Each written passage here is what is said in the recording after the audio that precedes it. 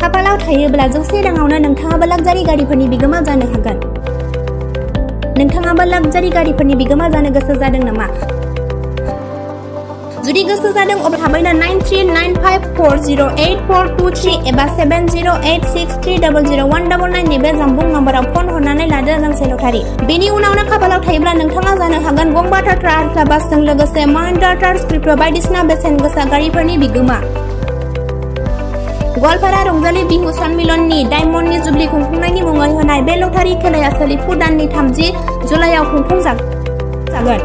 बेनिखायनो गोबाव खालामालासे थाबैनो 9395408423 एबा 7086300199 नैबे जानबुं नम्बराव फन हरनानै अनलाइननि गेजेरजों लादो बे लटारिखौ।